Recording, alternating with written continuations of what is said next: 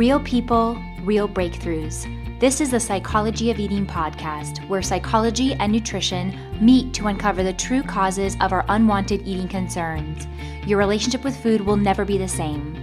Now, here's your host, eating psychology expert, and founder of the Institute for the Psychology of Eating, Mark David. Welcome, everybody. I'm Mark David, founder of the Institute for the Psychology of Eating. We're back in the Psychology of Eating podcast, and I am here today with Elle, all the way from Queensland, Australia. Welcome, Elle. Thanks for having me. Glad you're here, and I'm glad we're doing this. And Elle, let me just take a moment and talk to viewers and listeners for a second. If you're returning to this podcast, welcome. Thanks for coming back. Thanks for being part of the tribe here. If you're new, what we do is Elle and I have just officially met a minute or two ago. We've been chatting, and here we are, and we're going to be working together for about an hour. And the idea is to see if we can hone in on what needs to happen for you to feel like you're taking a nice big leap in the right direction for you. So, with that, if you could wave your magic wand, if you can get whatever you wanted from our time together, what would that look like for you? It's a big question, and I've been thinking about it, and it's probably just it comes down to being comfortable and confident in my own body. I feel like I've been battling mentally and physically with my weight since I can remember early as 10 years old, thinking, oh my gosh, I'm almost, 40 kilos or almost this amount. I can't remember the exact amount, but having that thought that young, now when I look back at it, is just, it's a long time, being 29 now and having that thought, 19 years ago, really. And to have that, I feel like it's consumed my life pretty much all the way through high school and early 20s and now into my late 20s. So I'm about to graduate as a naturopath, and I just don't feel confident being able to give advice to patients when I feel like I'm not, it's not that I'm not following the advice, but I feel like my physical appearance doesn't look like I am. And I've gone through, all different medical testing, and I've seen doctors and other naturopaths trying to figure out why I can't lose weight, and everything comes back perfectly fine. And so I've kind of just realized that I think it's got a lot to do with that I'm focused on it so much, and that in turn is just creating this constant level of stress within my body. Even though if someone was to ask me if I was stressed, I'd probably only say stressed from studying. But I think subconsciously there's a level of stress there that I just can't release. So just, basically letting go of the dieting and the guilt and the anxiety surrounding food. Basically. So it's a big one, but it feels big to me. So tell me how it shows up in your day-to-day. Like what goes on in your head, what goes on in your eating that kind of holds you back? So just constant, or it feels like constant negative thoughts about different body parts, any body part really. I feel like it holds me back in my relationship with my husband. He constantly tells me how beautiful I am and, I'm perfect the way that I am, but I never believe it. And I think that annoys him to a certain degree. I think there's, I feel like I put a lot of pressure on myself to achieve in other areas of my life, so that I'm not so focused on it. So I'm like go with other things, but I don't ever feel like I get the satisfaction that I'm seeking out of that, if that makes sense. Mm-hmm. So everyday life, that's kind of how it is. So with food, I find that I go really well during the week because it's when I'm busy and I can prepare more during the week because I'm home studying most of the time. But come weekends or primarily Sundays when my husband's home from work, it kind of just all relaxes and goes out the door. And I just, I don't binge. I just, will have takeout. But the guilt surrounding that one takeout meal a week would just put me into a funk and feel like I've undone everything from the whole week kind of thing. So the guilt from a takeout meal, is it because you didn't cook it yourself? Is it because of the specific food that you ate? Help me understand where the guilt would come in for that. The specific food that I ate. I don't enjoy cooking. Probably, I wish that I did, but I probably don't enjoy it because I'm not very good at it. I didn't grow up with a mother who taught me how to cook. It was like meat and three vegetables kind of thing growing up. It was never, bolognese or curries or anything like that. So when I do cook now, it's not very good, so I don't enjoy it. So most of our meals are pretty basic. So it probably comes back to, I guess, feeling lazy that I haven't made the effort to cook, and then the guilt around getting the takeout, fried food or whatever, hot chips or something like that. Mm-hmm. I think I understand. How much weight do you want to lose? See, that's the other thing. I feel like no matter what weight I am, I'm never satisfied with it. So I got married about 2.5 years ago, and just before my wedding, I went on this crazy, regretful crash diet. So I was probably 76 kilos before I did this diet, and I got down to 69 kilos, and I actually had to try and put some more weight back on because my wedding just got too big. So I think I ended up at about 73, which it seems to be a comfortable weight for my height because I'm quite tall. And after that, because I didn't follow through the maintenance phase of the diet, I just piled on the weight. I got married at the end of April, and by the July, I was back up to 86 kilos. So not only had I gained back the weight that I'd lost, but I'd also gained back almost 10 kilos on top of that.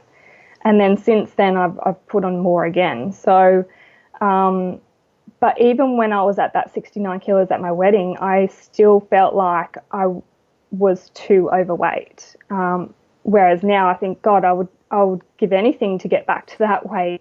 So it's just like I'm never satisfied, even when I am at a lighter weight. So. Mm-hmm. So do you ever have times, maybe during the week or during the month, maybe a day here or there, where you find yourself more kind, more loving of your body, food is less of an issue? Does it ever happen to you where there are just these brief times when, like, oh, it hasn't been so bad today or these few days? No, not Mm-hmm. recently. Pretty much not since I gained back the weight after my wedding, pretty much. And it wasn't like the weight gain was from, getting comfortable and being like, oh, I'm married now, it doesn't matter. It wasn't like that at all.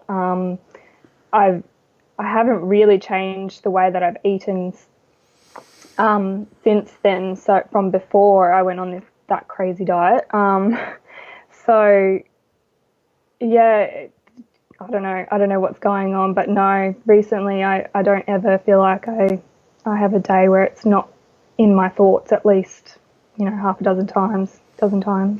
Mm-hmm. So tell me about your mom's relationship with her body. My mum is overweight.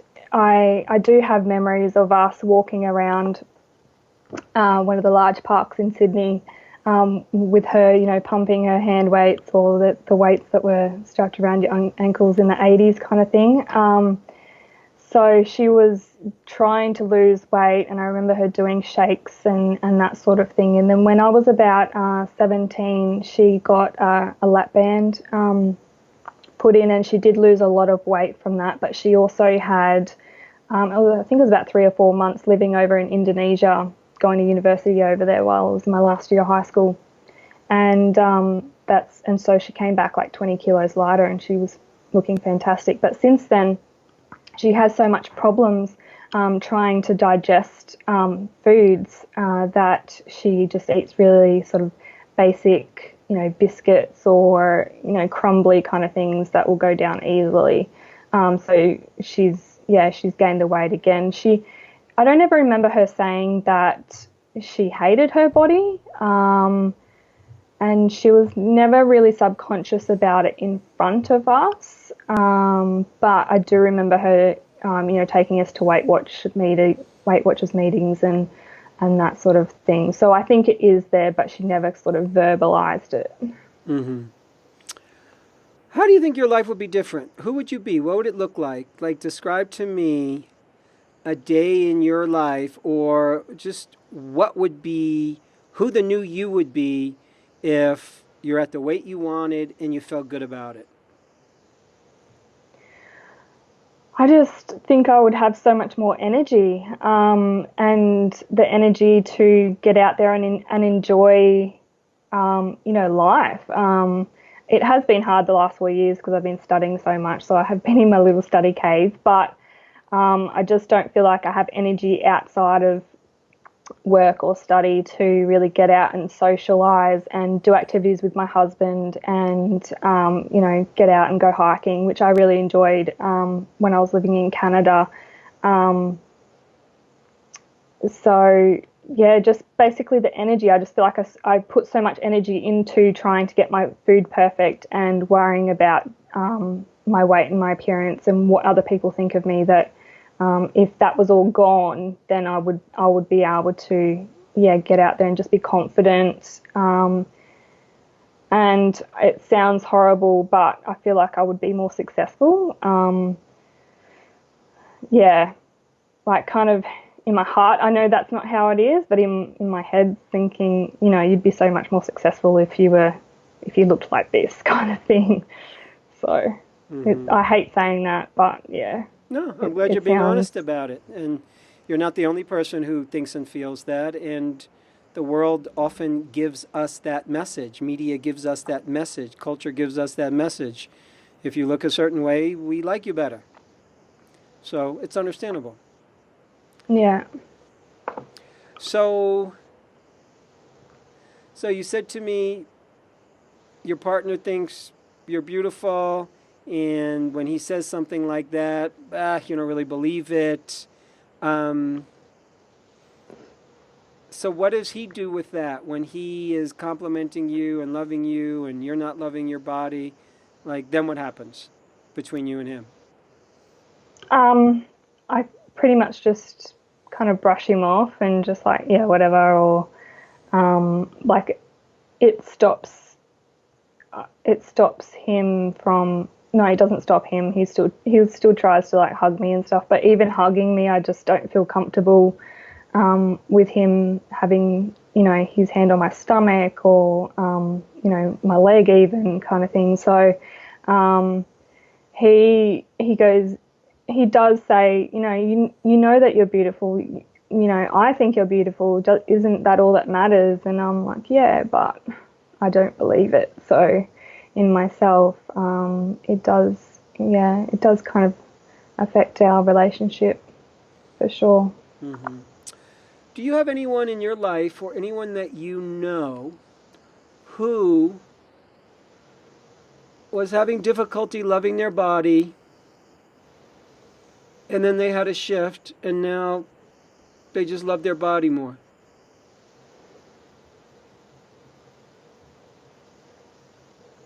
To be honest, no, I don't.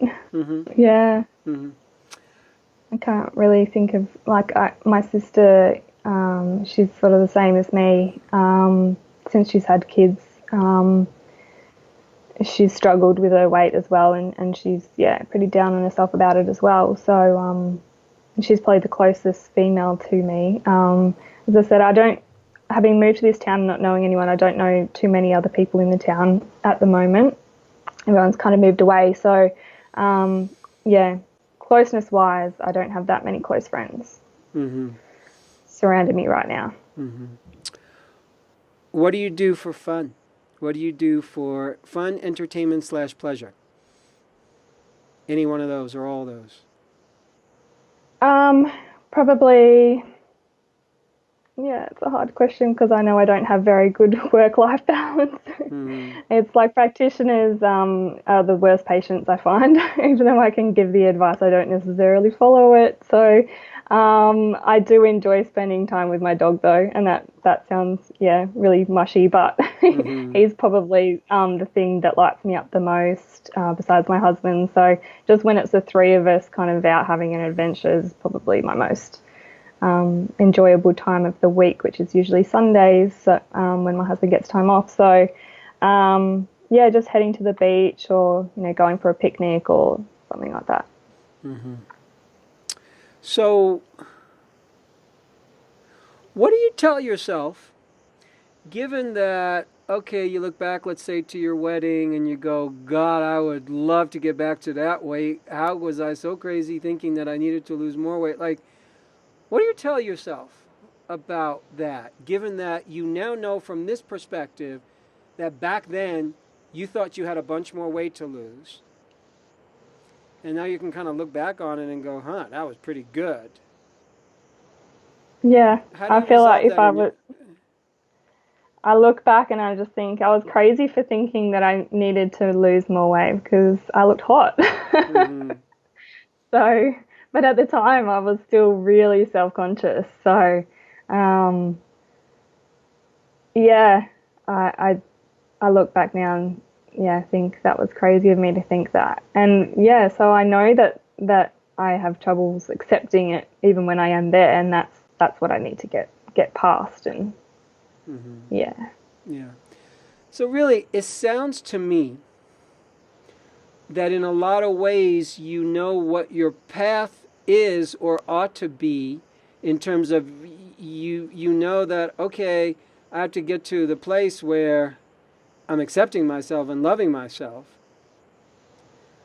but you don't quite know how to get there. Exactly. It's like I can see it out in the distance and I just cannot get there. Or if I start getting there, I self sabotage and, yeah, just let everything go and put my hands up kind of thing. Okay, just let me ask a question about that. So, if you start getting there, then you self-sabotage. How do you know when you start to get there? What indicates to you that, oh, I'm on my way. I'm heading in the right direction? Like, what are the signs of that?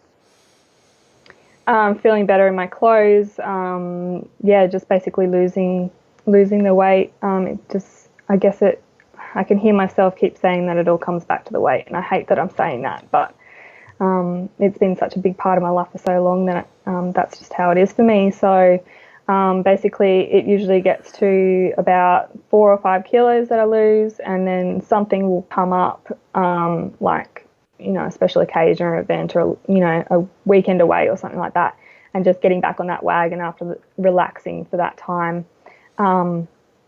Is just a struggle, and I end up just going backwards again, and then it gets 2 months down the track and I'm back to where I started, and do it all over again. So Mm-hmm. When you look at yourself and try to understand yourself and why this happens for you, do you have a thought? Do you have an idea? Like, yeah, I think I have this challenge because, and this doesn't have to be right. This is just a total opinion question. yeah, I think the way my personality is, I always have to have a goal, and I think it's good to have goals. But this is kind of one goal that I feel like I've never achieved, and in 19 years, so it's like a really big one for me. And I don't want to say that I'm like an A type personality or like obsessive or anything like that, because I'm not, but it's like I am when it comes to this. So yeah, as I said earlier, I just find that I try and have these other little things that I try and achieve, and I get there, but then I don't feel like I have that full satisfaction of that, of achieving that mini goal, I guess you could say, Mm-hmm. of yeah. Okay, so let me let me share some thoughts with you. What I think, where you're at, and what might help move you forward. What I want to say, I'm going to start general with some just big picture thoughts and observations, and then we'll see if we can circle in a little more. You are really gripped by this. Like, this really has you. It kind of runs your life, this challenge. It's not like a side issue. It's sort of like the main activity. That's my sense of you. Even though you're married and even though you're going to professional school and finishing up and been working on that for 4 years, in a lot of ways your full-time activity has been dealing with this, managing it, trying to manage it, trying to fix it, trying to make it go away, whatever it is. It feels like this is truly like your life in a lot of ways. Am I accurate, not accurate? Absolutely. And the only time that I feel like I ever let it go was when I was living overseas. And I actually lost 10 kilos plus without even setting foot in a gym, and I was eating really badly. Like, I was eating fried chicken and drinking 4 or 5 times a week. But I was going out and having fun, and I ended up leaving London and Canada, 10, almost 15 kilos lighter without even trying. So I think that says a lot. And consciously I know that, but I don't know how to get back to that place. So, yeah. Yeah, that makes total sense. And it makes sense to me also that when you were in a different environment, a foreign environment, and you let go of everything, your body started letting go. So there's a place where you do understand that there was an interesting phenomenon that happened. I want to be scientist for a moment. A good scientist observes. A good scientist gathers data. And you gather data and you gather data, and at some point you have enough data. And you start to collate that data. You start to see what the data is telling you. And then you legitimately draw a conclusion from that data based on what it seems to be telling you. So I think you have a very, very important piece of data here. And the important piece of data that you just shared is that when I let go, I strangely get the very thing I've been wanting, even though I've been trying so hard to get it without success. This I would call not so much a weight loss lesson or a nutritional lesson, I would call it a life lesson. And I'm concerned for you because I could see how much this is gripping you, and it has gripped you. And it is understandable that it's gripping you because that's what this does. Negative body image, self-hate about the body, perfectionism about weight, wanting my body to look a certain way with the assumption that it will give me love, success, power, happiness, this, that, the other thing. You didn't invent that concept. That concept exists out there. You were taught it. It comes from the world. It's not unique to you. You're not the only girl going through this. And it's unique to you, for you. You're experiencing this. And again, I'm just saying, I'm noticing how much this occupies your life. So what I want to say from the outside looking in, it's not acceptable. Okay? And I know you know that, and you're trying to change that. The challenge is you're feeling a little stuck, and you're also doing the same strategies. And the same strategies don't get you anywhere, but they're the only strategies you know. And maybe they helped you a little bit here or there in the past. So I'm getting that you're at a frustration point. And I'm actually glad for you. You may have to get more and more and more to the frustration point to really see how much this grips you. Because right now, and I'm not telling you anything you don't know, but I just want to acknowledge it, that in an odd way, your relationship with your body, your challenged relationship with food in your body is your primary relationship. It's not your husband, it's not your dog. It's like this is who you're sleeping with. So I agree. I say that because you need to start expanding your vision more and use other things to inspire you to change. Previously, you're trying to inspire yourself to change by promising yourself, I will be more successful and have more energy if I lose weight and have the body I want. Understandable.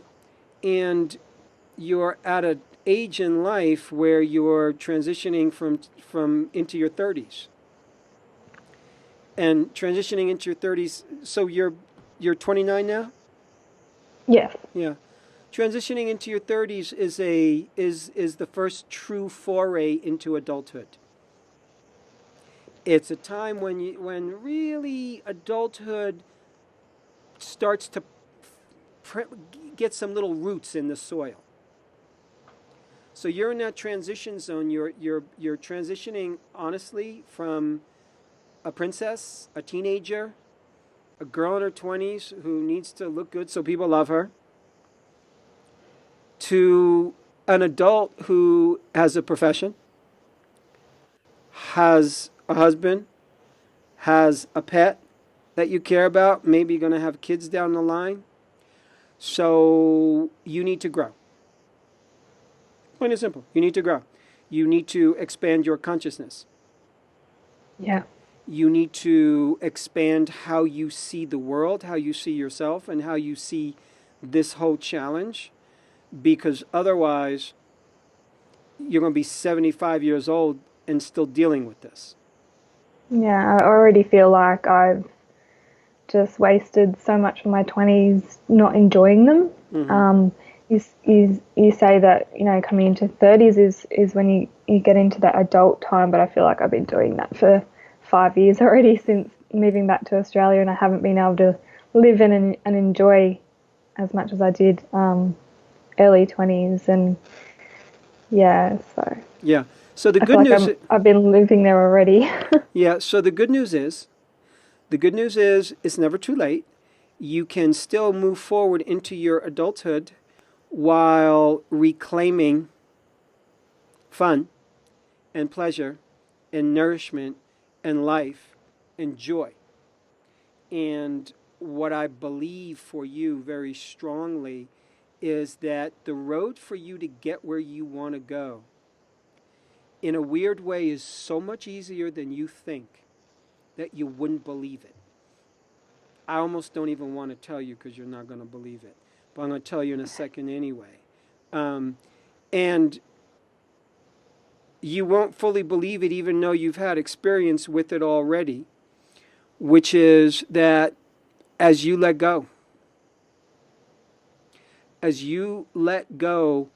things change. There's a part of you that you have a death grip on. I got to change my body. I got to do this. It has to look like this. I have to make it that. This has to be. I got to control this. I got to control this. I got to get this under control. And in actuality, you have to let go of control. That will scare the heck out of you for understandable reasons because, oh my God, if I let go of control, what are you saying? Just eat whatever I want and I'm going to gain even more weight. So I'm not saying be so out of control that I, buy guns and shoot people and tell people off and eat all the food I want and put poison in my body. No, I'm not saying that. But I'm saying that there's a place where it's time to let go. And it's time to drop into that part of you that has fun, that enjoys yourself. and that doesn't worry about what I'm eating. You've done it once before, at least, that you've shared with me, and it actually gave you the result that you want. You don't have to necessarily eat junk food or trash your body in order to let go. Letting go is a feeling. It's a feeling. And you have to remember that feeling. It feels very far away to you right now. Yeah, I just sort of feel like I'm all or nothing in that I'm either really strict with my diet or I'm just way off. Like I can't find the happy medium. I can't find the balance in between. I've tried to let go, but it just kind of lets way too go. Mm-hmm. So I understand what you're saying. It's just, yeah. All or nothing is a belief system. It's a religion.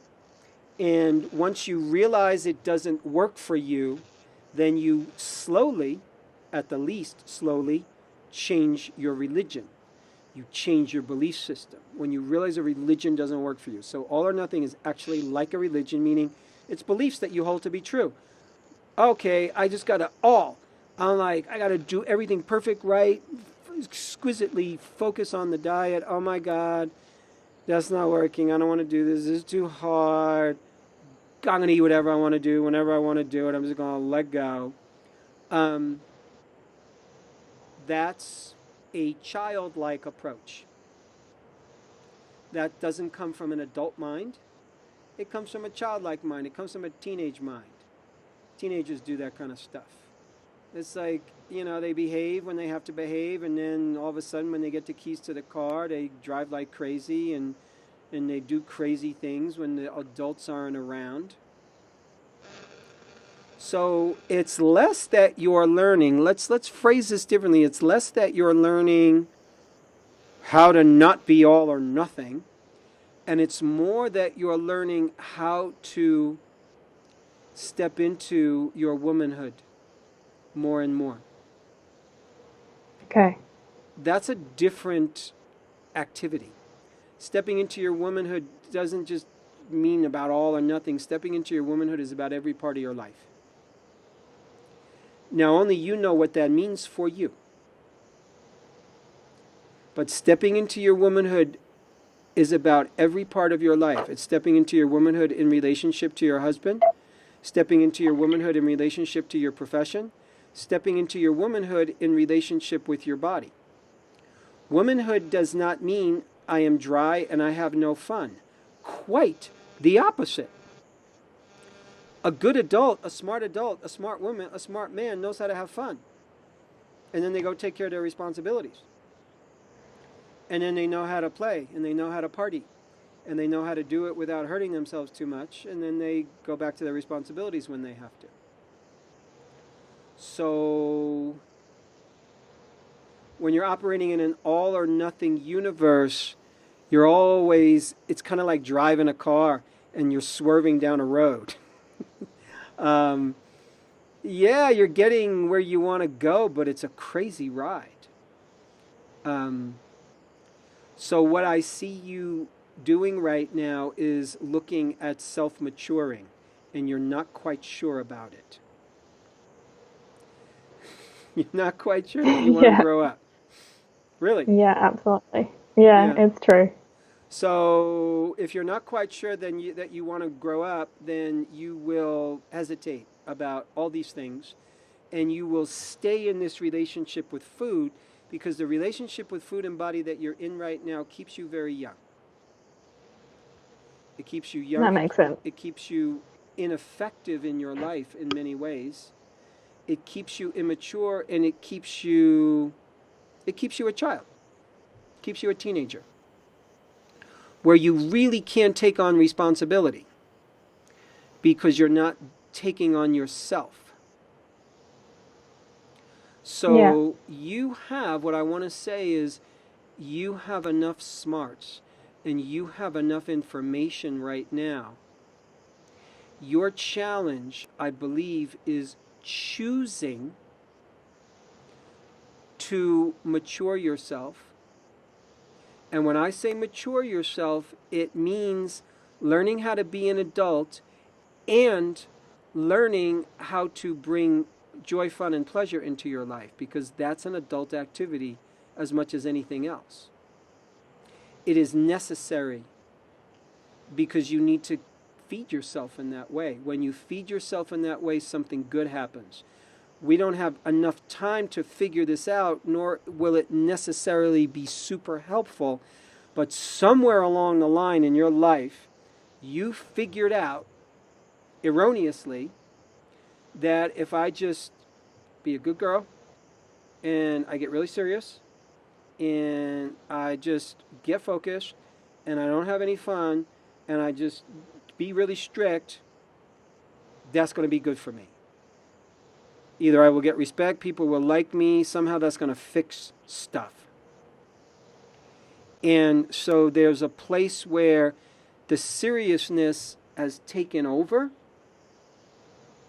But the seriousness is actually the seriousness of a 16 or 17-year-old girl who's like has challenges and wants to be loved and wants to have a good body and wants to feel good about herself and thinks, well, man, I just got to buckle up here and get real tough and strong to help myself, which makes sense, by the way. That's a sensible strategy. If you want a result, you said you've been goal-oriented. One way that we reach our goal is we focus. This is a good thing. That's a good skill that you have. You're able to bear down and focus.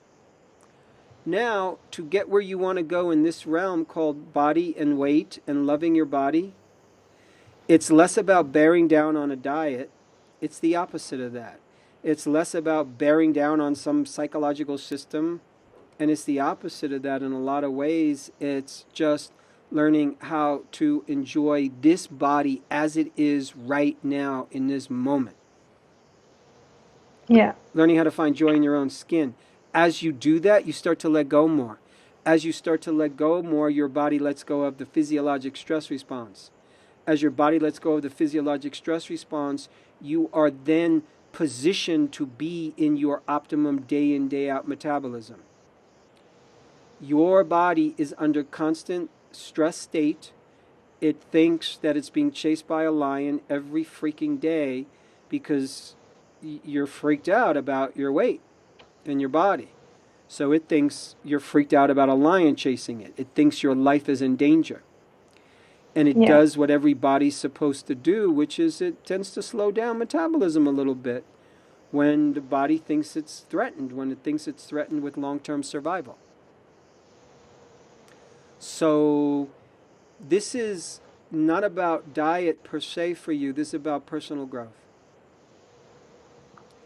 And what I believe for you, Elle, is that you're going to have to make a choice.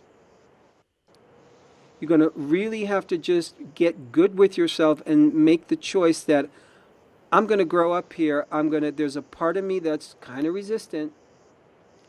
Part of me that wants to stay a little kid and not do the work I have to do, because the work you have to do is not hard work of eat this, don't eat that. It's not hard work of following a diet. It's a different kind of hard work. It's a hard work where you look at yourself. It's the hard work where you choose to love yourself more. It's the hard work where you choose to have fun. It's the hard work when your husband says, God, you're beautiful, where you take a moment, you don't say anything, you take a deep breath, you look him in the eye, and you have a big smile on your face, and you go, thank you, honey. How freaking cool it is that you have a husband who loves you and loves how you look. How cool is that? Very. Right? So you have to start letting that in there, young lady. You got to let that in. It's almost like if you said to me, Mark, I need money. And I go, hey, I just found $500. I don't even need this $500. Here, take it. And your hands are closed and you go, no. I'm like, well, wait a second. You just said you needed money, and now your hands are closed. I'm giving you money. You're not taking the money. And that's kind of what's happening. You say you want to be happier. You say you want to love your body. You say you want to feel good about yourself. But then when that goodness comes your way, you're refusing it. So, and you're not doing that purposely. That's just a habit that you've been taught. So all I'm doing is I'm raising my hand and saying, that's the work. The work is to stay awake there, to catch yourself resisting the money, resisting the love, resisting the compliment, and start to, as best you can, take it in even 5%. Not 100%, just a little bit. And this is a practice. So just so you know, if you really want to do the work here, it's a daily practice, and it's the little things. Right now, there is nothing big, in my opinion, that you can do that will help you. There's nothing big you can do that's going to help you lose weight. There's nothing big you're going to do that's going to help you be happy all of a sudden. But there's so many opportunities to do little things that are going to build on themselves so well and so much quicker than you think. But it's the little things. It's the little things, it's the little things. You're not focused on the little things right now. You're focused elsewhere. So I want you to focus on the little things. I would love for you, and this is going to scare you, to at some point have a conversation with your husband and say, hey, I really want to learn how to enjoy my body more. I want to learn how to just have more fun. Let's talk about ideas. And have a conversation and see what you come up with. And you don't do anything you're not semi-comfortable with. But you also have a little bit of willingness to be a little bit uncomfortable, because you will be uncomfortable. Learning to love ourselves when we don't love ourselves is a very uncomfortable feeling. I have places where I'm learning to love myself. Very uncomfortable. So it's learning how to be comfortable with discomfort. You follow me? Yeah. Yeah. And I think that's what I struggle with as well. Like, just getting past that discomfort, hence the control. Yes. So what it's about is just being an uncomfortable mess. You got to get a little messy. Got to get a little messy. When I say messy, just messy. Just messy. It's like, okay, I overate. Fine. Okay, I goofed up. Okay, I don't know what I'm doing here. Okay, I get a little clumsy sometimes. It's about you being a little bit more messy and not under such control, and join the human family here. We're messy. We're not perfect. Yeah. Yeah. I look forward to it. Yeah, I look forward to you getting there, and it's a choice for you at this point. Again, you don't know exactly how to get there, but you can choose. When you decide to go to naturopathic school, you don't know how to be a naturopath when you decide to go to naturopathic school, but you know that by going to school you will learn. And then you go to school and you learn, and then you realize, okay, cool, and now I have to learn on the job a little bit and see patients, and that's how I learn even more. So, but you made a choice. I want to go down this road called naturopathic school. So now I'm asking you to make the choice to go down this road called self-love and self-acceptance, and fun and pleasure and enjoyment of my body.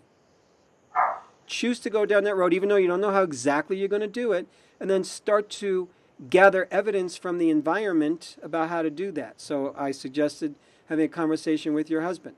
Have a conversation with a close girlfriend. Yeah. Make a phone call. Say like, hey, here's what I'm up to. Do you have a friend who is more of a leader in this realm, like a girlfriend who like just comfortable in her body, knows how to have fun? Somebody who like, has figured this out a little bit?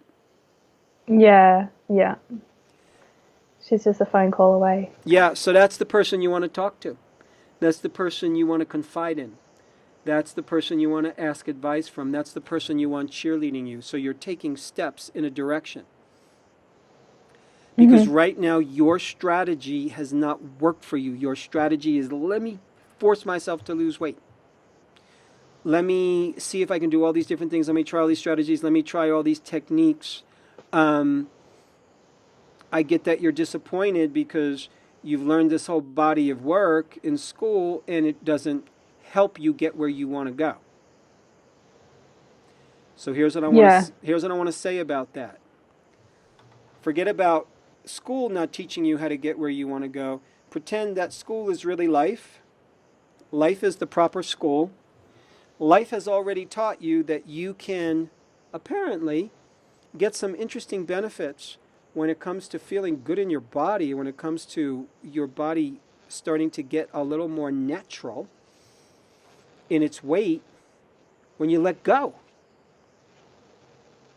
Yeah. Life has taught you that. Life gave you that lesson. I want you to start to play with that lesson. I want you to modify it a little bit because you know enough about nutrition to not trash yourself. But what I also want to say is there isn't a single food you can eat right now in this moment, tonight, today, tomorrow, that's going to mess you up forever, that's going to make the weight stay on forever. There's nothing you could eat today or tomorrow that you can't recover from in minutes. It doesn't matter. What you eat next meal doesn't matter. It's who you're being inside that matters. For you. Yeah, I can see what you mean by saying that that's an immature way of thinking, that one meal can undo a whole week. Yeah, I can definitely see that that's immature. Yes. So I need you to get that. I need you to get that. I need you to catch your thinking when you go into like 12-year-old, 13-year-old girl thinking. You've got to catch yourself. Yeah. You're smarter than that, and you are smarter than that, and you demonstrate it in other ways. This is one place where you go younger. We all have our places that are challenging for us. This is the place where you get challenged. So all I'm asking you to do is just remember that this is where you get challenged, and I want you to catch yourself when you think thoughts that are logically and scientifically and experientially impossible. I.e., one meal is not going to mess everything up for life. I.e., you worrying and beating yourself up has never advanced your cause. Ever. When it comes to having the body you want. So, to get where you want to go is very different than what you think. It's not about contracting and bearing down. It's about opening up and letting go. For you, I believe. Yeah. I agree. You could disagree. I'd be fine with that. You could yell at me if you want. How are you doing? Tell me how you're doing. A few emotional parts in there. But yeah, it's good to hear it from someone else. I think I needed it. So makes me realize that, I'm not the only one that goes through this, and there is a way out. Yes. Yeah. And this is about you not isolating. Because what's happened is you're good at isolating. It's actually a superpower. You're a good loner. Loners often just aren't completely alone. Like a good loner has one or two people around them, or a good pet, and that's their tribe. And then they could actually be very functional and get a lot accomplished and be very focused and do stuff. So that's a superpower. That's a great thing. And it also gets in your way because you isolate around the weight thing in your body, and you kind of go undercover a little bit, and you go very inward around it, and you end up spinning in your own world, and you're not getting feedback about how you're actually talking to yourself, and how that conversation in your head doesn't move you forward. So what I'm telling you is the conversation in your head about food and body that you have doesn't move you forward. It's not good enough yet. And there's no blame. There's nothing wrong with you. Because guess what? This happens to untold millions of girls around the world, untold millions of women around the world, men to a lesser degree, but still, yes. So I am so wanting you to kind of expand your bandwidth, jump into the human family, start getting support from people, start getting support from your friends, get support from your husband, and start to marshal the resources that you already have and come out of your shell a little bit more. And you're going to feel vulnerable. You're going to feel very uncomfortable. And as life challenges go, that's not so bad. Having to learn to love your body ain't so bad. You know, gathering support from your friends and husband who loves you ain't so bad.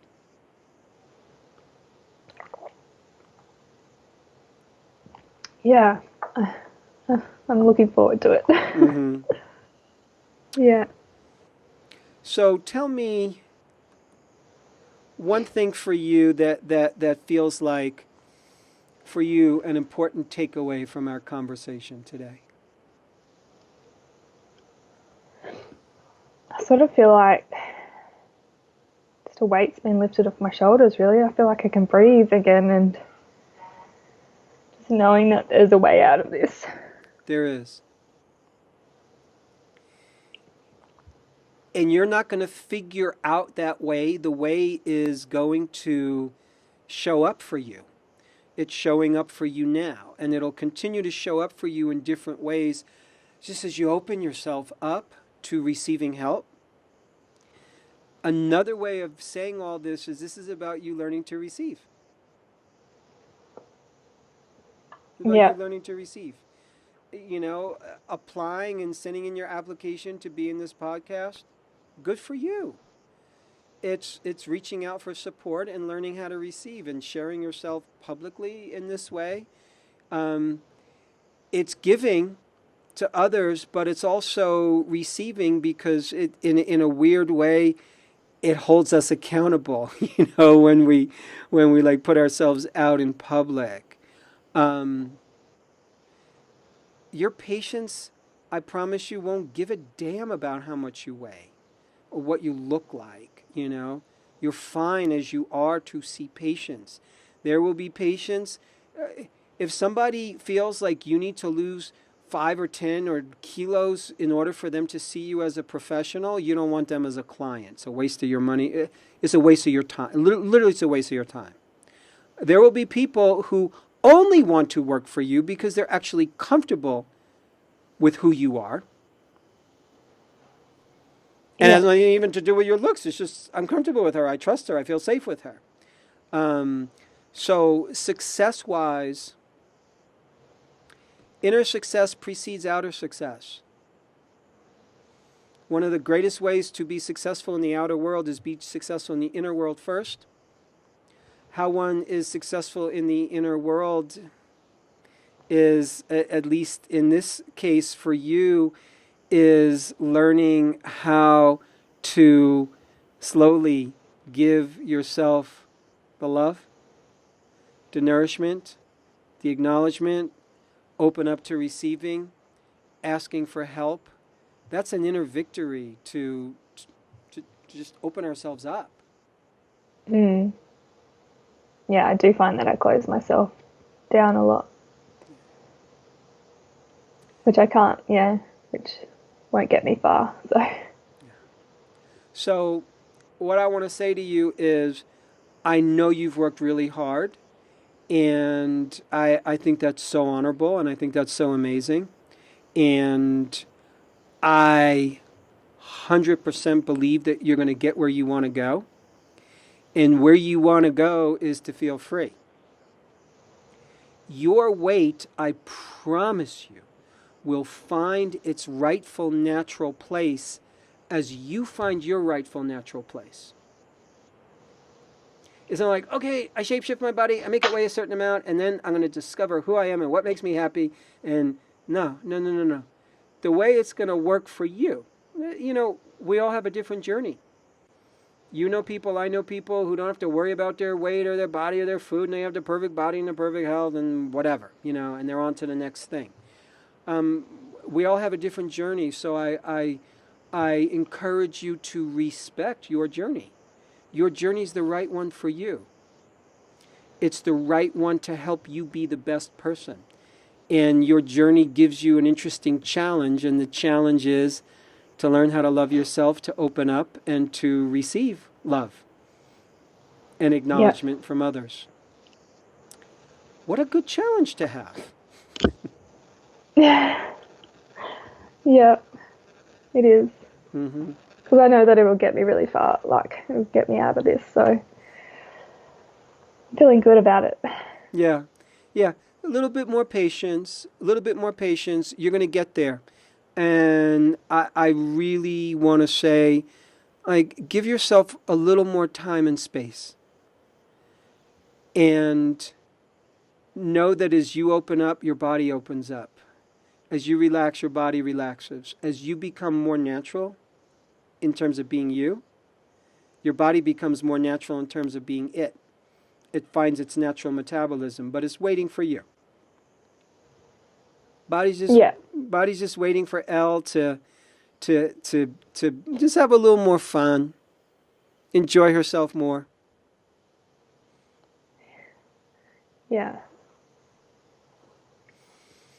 I really appreciate you being so willing and so open, and I know this wasn't easy for you, and I know that there was a lot of tender places that got, talked about, and I'm just really, honored that we're in this conversation, that you hung in there.